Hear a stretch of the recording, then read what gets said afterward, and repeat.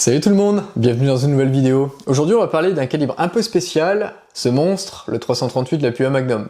C'est un calibre qui a le vent en poupe ces dernières années dans l'Hexagone grâce à l'augmentation du nombre de compétitions. Ces dernières années on a eu l'arrivée du Lord of Steel, le Prince of 1500 mètres de Keylus, le King of One Mile, le PRW, bref des concours qui autorisent les gros calibres Magnum tels que le 338 sont de plus en plus nombreux, il y a de plus en plus de concurrents, et en fait tout simplement il y a de plus en plus de personnes qui tirent le 338, et tout simplement ça fait de plus en plus parler autour de soi. Forcément ces personnes-là s'entraînent dans les stands, les gens voient les 338, ça fait parler, et en fait je me rends compte qu'il y a de plus en plus de questions autour du 338 la PUA Magnum. Je m'en rends également vraiment compte grâce aux formations et aux conseils que je donne sur mon site internet. J'ai de plus en plus de personnes qui réservent une heure avec moi, et très régulièrement le calibre 338 vient sur la table de questions autour de ce calibre un peu mythique. Et donc en fait l'idée de cette vidéo c'est de vous donner les éléments pour bien avoir connaissance dans quoi vous foutez les pieds quand vous décidez d'attaquer un calibre comme le 338, que ce soit en termes de contraintes et de performance, tout simplement pour juger si c'est un calibre qui est fait pour vous ou pas. Voilà, j'espère que le programme vous plaît et on attaque direct la vidéo. Voilà, le 338 la PUA Magnum, déjà c'est un calibre qui est un peu particulier parce qu'il utilise un culot qui est plus gros que les calibres Magnum conventionnels, ce qui fait qu'il utilise des actions, donc des boîtiers qui sont plus gros que la normale. On a quelques armes qui ont été modifiées pour accepter les culots de 338 la PUA Magnum, notamment par exemple les fameuses Remington 700 ou par exemple Bruno de Armeca est capable de venir usiner la tête de culasse pour accepter une cuvette de tir d'un plus gros diamètre pour accepter ses culots. Bon, mais majoritairement, on arrive tout de suite dans des boîtiers un peu XXL, des armes un peu XXL, et qui coûtent généralement la peau des fesses. Très clairement, je déconseille d'aller sur une arme discount pour tirer ça. Parce qu'en fait, le problème des armes discount, alors ce que je vais mettre dans la catégorie des armes discount, ça va être de la Savage 110 en trait de gamme, des armes de ce genre-là, où en fait, finalement, c'est un calibre qui stimule tellement la mécanique, d'un point de vue recul, vibration. Bref, c'est hyper contraignant pour l'arme, on se retrouve à avoir toujours des trucs qui se dévissent à gauche à droite, des grosses difficultés à faire grouper les munitions, et en fait on a plus l'impression d'être en train d'avoir un combat avec l'arme pour que l'arme fonctionne de manière répétable, plutôt que de construire quelque chose qui va finalement marcher sur le long terme. Et donc très clairement le 338 c'est un calibre qu'il faut réserver sur des armes haut de gamme. Des boîtiers rigides, des armes de très bonne qualité, et très franchement, en toute honnêteté, si vous n'avez pas 4000 € à mettre dans l'arme uniquement pour un 338, il faut pas aller dans ce calibre-là.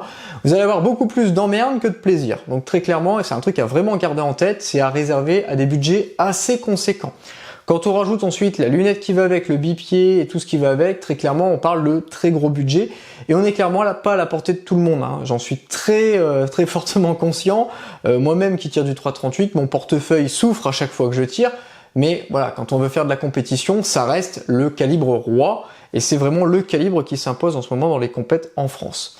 Mais très franchement, en toute honnêteté, si je décidais de ne plus faire de compète, en fait j'aurais plus vraiment d'intérêt de garder cette arme.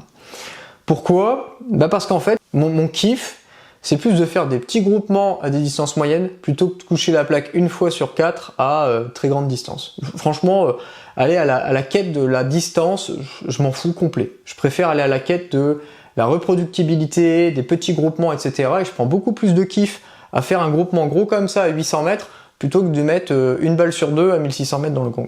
Et donc en fait, très franchement, avec la philosophie que j'ai autour de ça, le 338, j'en aurais aucun intérêt en dehors des compétitions, parce que c'est pas forcément le calibre qui groupe le mieux, c'est pas forcément le calibre le plus fun à tirer, parce que ça coûte cher, parce qu'en dessous de 1000 mètres, franchement, c'est trop performant, et ça n'a pas d'intérêt en dessous de 1000 mètres, surtout sur du tir sur gong. Sur du tir sur cible, en fait, c'est trop gros, ça groupe pas forcément aussi bien que d'autres calibres plus raisonnables à moins de 1000 mètres. C'est pas le calibre miracle non plus le 338, donc il faut bien avoir conscience de ça. Par exemple, si je devais faire que du tir sur cible à moins de 1000 mètres, je prendrais un 300 WSM. Voilà, très clairement, c'est hyper performant, c'est doux à tirer, c'est ultra précis, ça explose pas la banque, et en fait, pour du tir sur cible et sur gong à moins de 1000-1200 mètres, c'est absolument incroyable. Le 338, il est fait pour s'exprimer entre 1200 et 1500 mètres. Voilà, très clairement, c'est là où il brille. En dessous, on se fait chier. Ensuite, pour ce qui est du rechargement, bon, il n'y a pas de miracle. Les munitions manufacturées coûtent un peu cher. Elles coûtent entre 6 et 8 euros pièce, on va dire, même si on en trouve des moins chers comme du Partisan à 4 ou 5 euros la bastos. Recharger, ça coûte nettement moins cher. Donc c'est très clairement un calibre où, si on veut se faire plaisir, il faut recharger. Il n'y a pas vraiment le choix. Là, par exemple, je tire, je pense, le top du top de ce qu'on puisse faire en 3.38. Hein, c'est des étuis Lapua avec des projectiles Berger. J'en attrape pour 2,50 € la munition. Voilà, donc là j'ai, on va dire, le top des munitions pour une fraction du prix des munitions manufacturées. Donc très clairement, le 3.38 Lapua Magnum, c'est le calibre à recharger absolument.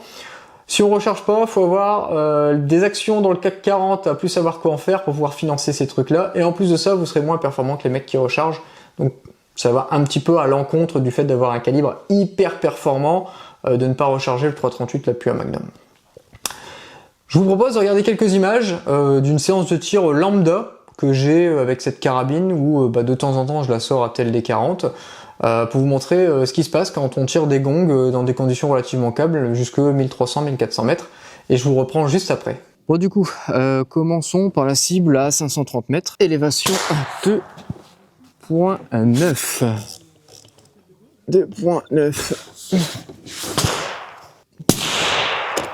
Allez, c'est parti mon kiki. Alors là, il faut que j'enlève ma casquette parce qu'avec la caméra, sinon je vais me faire un œil au beurre noir. Bon, la position n'est pas la plus agréable avec la caméra, mais au moins vous verrez mieux. Donc là, on a 530 mètres, il n'y a pas un pet devant, je vais tenir plein centre. Et c'était très légèrement à droite, d'environ un clic. Ok.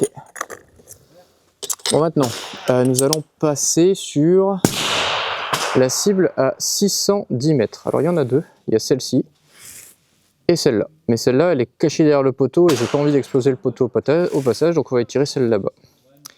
Donc, 610 mètres, élévation 3.67. On va arrondir ça à 3.70.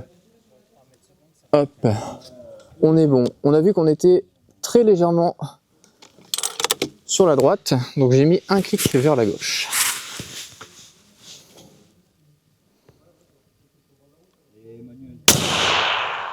Impact. Très légèrement à gauche. Mais c'est bon.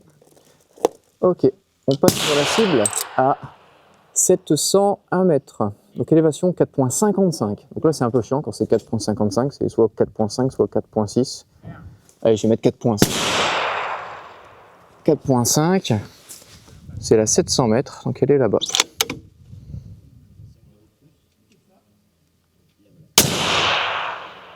Parfait. Impact.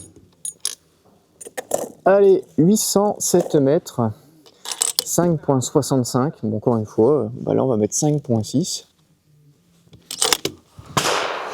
et on va les tirer là 800 mètres. Impact, plein centre, très légèrement à droite. Ça méritera un clic left de plus pour la 900 mètres. Donc 900 mètres. Élévation 6.9. 6.9, c'est fait. Alors là, le problème, c'est que la 900 mètres, vous voyez, il y a le poteau au milieu. Ma balle va passer au-dessus du poteau, mais je risque de ne pas voir mon impact si jamais je suis dans l'axe du poteau. Impact. On a vu le gong bouger et on le voit très légèrement sur le côté gauche du poteau. Ok. Bon, jusque maintenant, c'est une formalité. Allez, on va tirer la 1004 mètres. Élévation 7.9. 7.9, allez, on va tirer la porte de garage.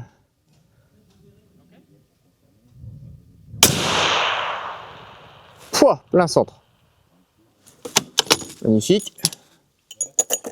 Allez, on tire la MOA. Donc là, c'est un centre de 30 cm à 1000 mètres.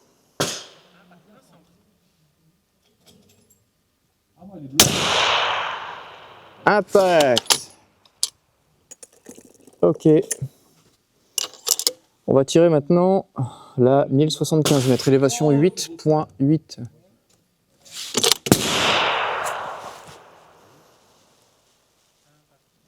commence à avoir du mirage, mon image est de moins en moins belle.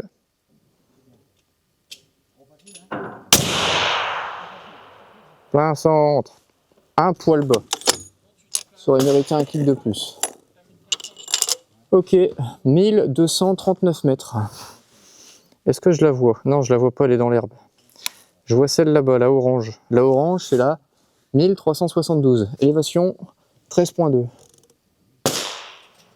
Je suis où là? Là. 13.2.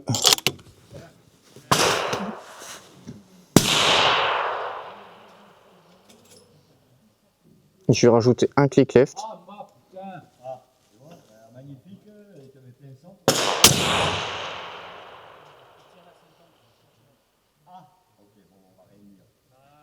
Je crois que c'est un impact, mais je suis pas sûr.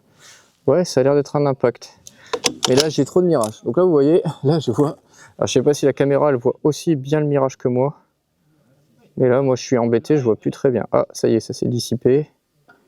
J'ai l'impression qu'il y a un mirage sur le haut gauche du gong. Je vais enlever un clic. Et je vais en renvoyer une.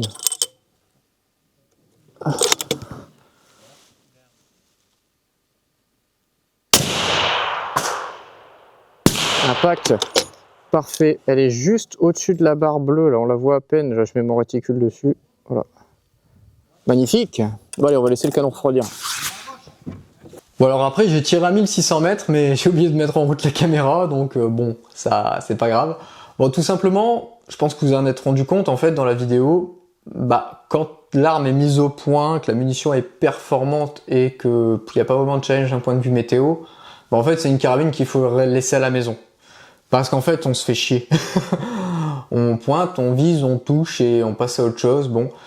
Très clairement, en fait, c'est une arme qui sert majoritairement pour les compètes et qu'en fait, je devrais sortir uniquement dans des conditions exécrables de vent et de météo. Parce qu'en fait, la majorité du temps, quand il n'y a pas de challenge particulier, bah, en fait, on se fait chier en fait avec un 338 qui marche bien. Or, sauf si vous avez un pas de tir de 2000 mètres, vous êtes capable d'aller vraiment allonger les jambes de cette arme pour aller vraiment chercher les limites du calibre où là effectivement il y a du challenge et ça peut être fun, mais en fait la plupart du temps à moins de 1200 mètres on se fait vraiment chier avec un 338. Donc en fait c'est un calibre qui va tirer son plein potentiel entre 1200 et 1006 on va dire, et en fait c'est pas tous les jours qu'on tire entre 1200 et 1006, et puis surtout aussi on arrive dans la zone qui est un peu chiante parce qu'entre 1200 et 1006 c'est la zone où ça devient difficile de spotter ses impacts, un peu difficile de spotter ses loupés. Donc en fait, quand on tire seul à l'entraînement et qu'on n'a pas de spotter, c'est aussi un peu frustrant de pas avoir beaucoup de retour d'informations de ce qui s'est passé.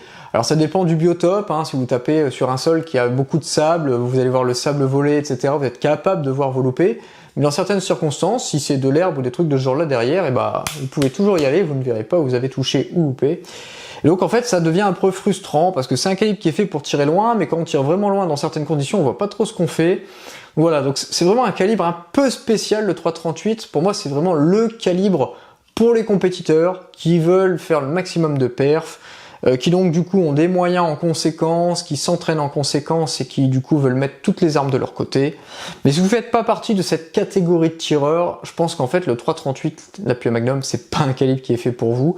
Je pense qu'il y a d'autres calibres qui sont bien plus adaptés tout en offrant des hauts niveaux de performance. Je pense au 6.5 Creedmoor, au 300 Win Mag, au 300 WSM, qui sont des calibres qui vont coûter 2 fois moins cher à faire fonctionner, qui jusqu'à des distances de 1300-1400 mètres vont être très performants et qui en fait tout simplement sont beaucoup plus jouissifs à utiliser au quotidien. Il y a beaucoup moins d'emmerdes et beaucoup moins de points noirs à utiliser que cet énorme calibre 338, la Puya Magnum. Voilà, j'espère que cette vidéo vous a plu, j'espère malgré tout que vous avez quand même pas coupé l'envie d'avoir un 338, hein. Pour les compétiteurs, c'est le calibre à avoir, pour les autres, repensez peut-être à des solutions de backup. Voilà, j'espère que cette vidéo vous a plu, et je vous dis à très bientôt dans une prochaine vidéo.